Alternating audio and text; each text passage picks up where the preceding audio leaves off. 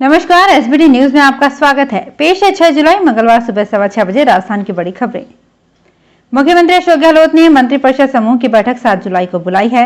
7 जुलाई को शाम 5 बजे कैबिनेट और 5:30 बजे मंत्रिपरिषद की बैठक होगी। मुख्यमंत्री आवास पर वीडियो कॉन्फ्रेंसिंग के जरिए होने वाली इस बैठक में कई मंत्री वर्चुअल तौर पर बैठक में शामिल होंगे।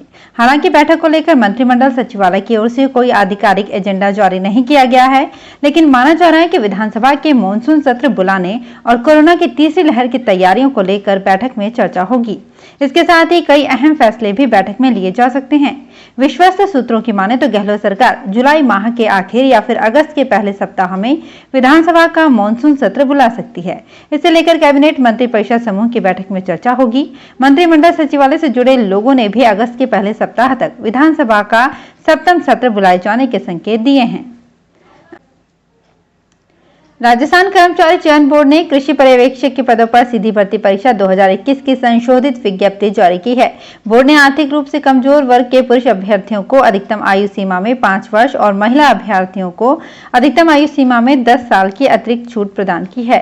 साथ ही कार्मिक विभाग के निर्देश के मुताबिक आर्थिक रूप से कमजोर वर्ग को अन्य पिछड़ा वर्ग, अति पिछड़ा वर्ग के समान आवेदन शुल्क जमा कराने की रियायत प्रदान की गई है। बोर्ड ने कुल 2254 पदों के लिए ऑनलाइन आवेदन मांगे हैं।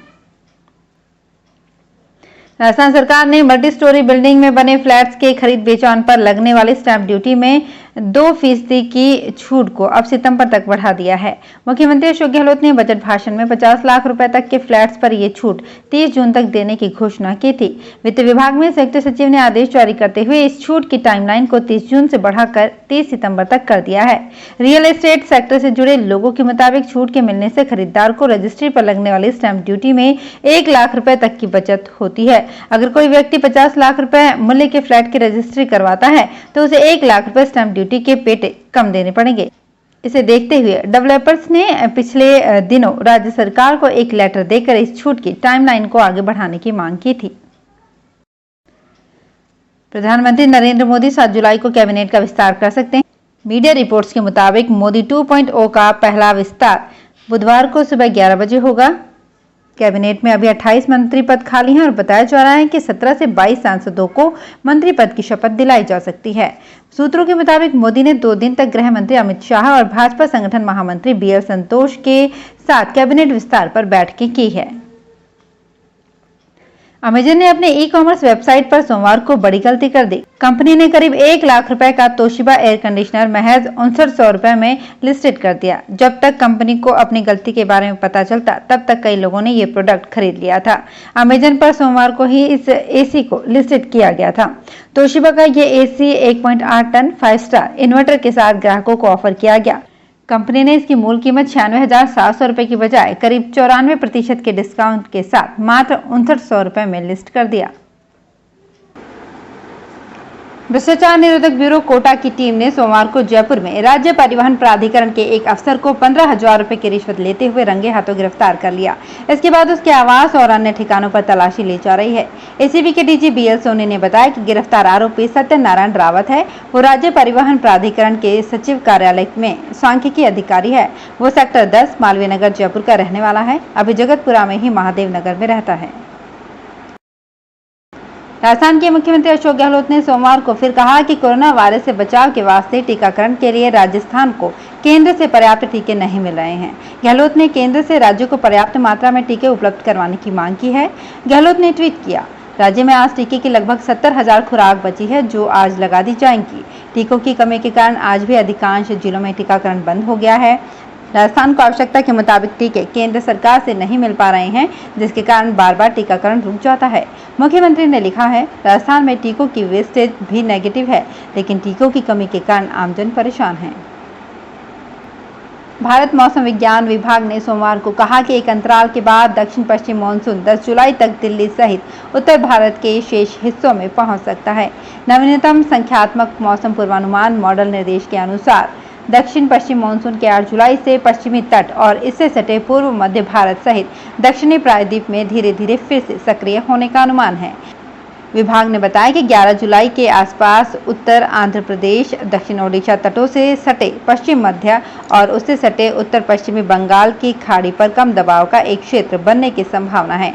बंगाल की खाड़ी से निचले स्तर पर नम पूर्वी हवाएं 8 जुलाई से पूर्वी भारत के कुछ हिस्सों में धीरे धीरे चलने की संभावना है। इसके 10 जुलाई तक पंजाब और उत्तरी हरियाणा को कवर करते हुए उत्तर पश्चिम भारत में फैलने का अनुमान है। जयपुर फूड की निर्माता संस्था भगवान महावीर विकलांग सहायता समिति कश्मीर के कुपवाड़ा जिले में सेना के सहयोग से सीमांत गांव के विकलांग नागरिकों के लिए 7 से 9 जुलाई तक एक विशेष शिविर का आयोजन करेगी। भारत और पाकिस्तान की सीमा के समीप कुपवाड़ा जिले के फारकिया गांव में इस शिविर के लिए BMVSS और श्रीनगर में BMVSS की सहयोगी संस्था सुल्तान अल अरिफिन आर्टिफिशियल लिम्ब सेंटर के टेक्नीशियन शिविर में कश्मीरियों को कृत्रिम अंग लगाएंगे। राष्ट्रीय स्वयंसेवक संघ के क्षेत्रीय प्रचारक का नाम भ्रष्टाचार से जोड़ने के मुद्दे को लेकर केंद्रीय राज्य मंत्री अर्जुन राम मेघवाल ने कहा, कांग्रेस के केंद्रीय नेतृत्व के इशारे पर राजस्थान सरकार राष्ट्रवादी संगठन को बदनाम करने की साजिश के तहत कार्य कर रही है। यह आरोप उन्होंने सोमवार को वर्चुअल माध्यम से आयोजित संवाददाता सम्मेलन में लगाया। मेघवाल ने कहा, कांग्रेस के केंद्रीय नेतृत्व के इशारे पर ही प्रधानमंत्री को अपशब्द बोलने का निंदनीय कार्य कर रही है। मेघवाल ने कहा, राष्ट्रवादी संगठनों को बदनाम करने का कृत्य भारतीय जनता पार्टी सहन नहीं करेगी, अन्याय के विरुद्ध न्याय के पक्ष में संघर्ष करेगी। श्रीगंगानगर तिरुचिरापल्ली श्रीगंगानगर हमसफर साप्ताहिक स्पेशल ट्रेन एक बार फिर रेल पटरियों पर दौड़ती नजर आएगी। कोरोना महामारी के चलते इसे आगामी आदेश तक बंद कर दिया गया था, लेकिन अब कोरोना संक्रमण को कम होता देख रेलवे ने इसे 5 जुलाई से प्रत्येक सप्ताह श्रीगंगानगर रेलवे स्टेशन से चलाने का निर्णय लिया है। इस ट्रेन के चलने से बीकानेर मंडल के रेल यात्रियों को खासा फायदा होगा। भारतीय खाद्य निगम ने रबी विपणन वर्ष 2021-22 के दौरान राजस्थान में न्यूनतम समर्थन मूल्य पर 23,40,000 टन गेहूं की खरीद की है, जो राजस्थान क्षेत्र में अब तक की सर्वाधिक गेहूं खरीद है।